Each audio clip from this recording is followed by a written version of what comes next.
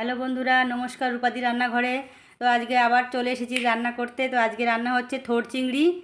এবার থোর চিংড়ির জন্য আমি সব এখানে গুছিয়ে রেখেছি। এখানে থোরটা কেটে নুন দিয়ে সিদ্ধ করা আছে, আছে আলু কাটা, আর রান্নাটা সাদা তেলেই করবো। আর আছে পেঁয়াজ কুচানো, আর টমেটো কুচানো, কাঁচা লঙ্কা কুচানো, আর আছে চিংড়ি মাছ ছাড়ানো এখানে। আর যেটা দেবো ভাজা মশলা, এখানে শুকনো লঙ্কা আছে, ধনে জিরে, আর আছে গোলমরিচ, যেটাকে ভেজে গুঁড়ো করে নেব। তো আপনারা পুরো ভিডিওটা দেখতে থাকুন। গ্যাসটাকে অন করে দিলাম, কড়াইটা গরম হোক। কড়াইটা গরম হয়ে গেছে, দিদি শুকনো লঙ্কা 3টে, এটা শুকনো ভেজে নেব। দিয়ে দিচ্ছি জিরে, ধনে আর গোলমরিচ, গোটা গোলমরিচ, এটা শুকনো একটু ভেজে নেব। তুলে নিচ্ছি, এবার ভাজা হয়ে গেছে মশলাটা।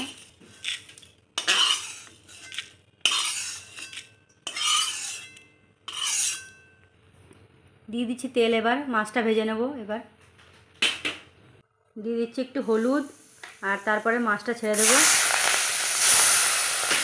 তারপরে নুন দেবো, একটু নুন দেবো মাছে।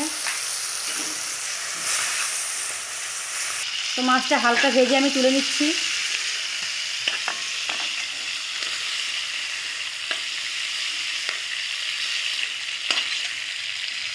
মাছ ভেজে তেলে আর একটু তেল দিয়ে দেবো পুরোটা রান্নাটা করার জন্য। দিয়ে দিচ্ছি আলু কেটে রেখেছিলাম, দিয়ে দিলাম। তো আলুটা হালকা ভাজা হয়ে গেছে, দিয়ে দিচ্ছি পেঁয়াজ।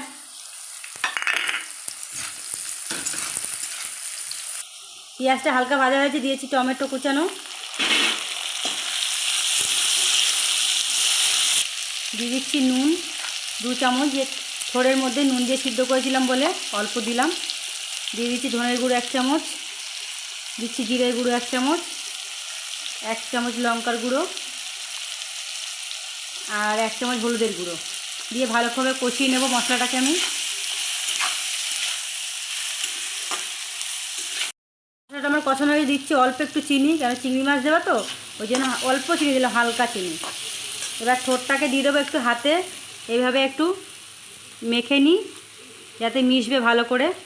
এইভাবে একটু মেখে এবার দিয়ে দেব, দিয়ে দিচ্ছি।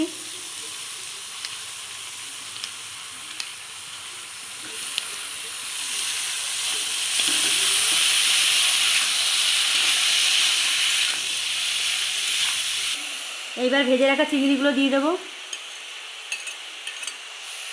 দিয়ে ভালো করে মিশিয়ে নেবো এটা।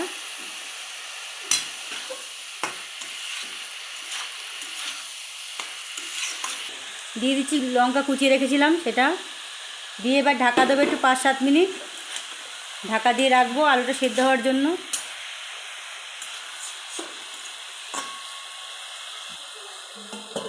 ঢাকা দিয়ে দিলাম 5-7 মিনিটের জন্য। গ্যাসটা একটু কমিয়ে রাখলাম, নাহলে পরে পুড়ে যাবে। তো ঢাকনাটা খুলে দিচ্ছি, এখন হয়েই গেছে। আর দিয়ে একটু নাড়াচাড়া করে নেব, হয়ে গেছে পুরোপুরি রেডি। এইবার যেই ভাজা মশলাটা রেখেছিলাম, আমি বলেছিলাম ধনে জিরে শুকনো লঙ্কা আর গোলমরিচ ভেজে গুঁড়ো করে রাখা, সেটা দিয়ে দিচ্ছি। দিয়ে এটা ভালো করে মিশিয়ে দেবো। মিশিয়ে দিলে পুরোপুরি রেডি আমার থোর চিংড়ি বা থোরের ঘন্ট। দেখতেই পাচ্ছেন কি সুন্দর কালারটা হয়েছে। এবার আমি নামিয়ে দিই, গ্যাসটা বন্ধ করে দিই, দিয়ে নামিয়ে দেবো।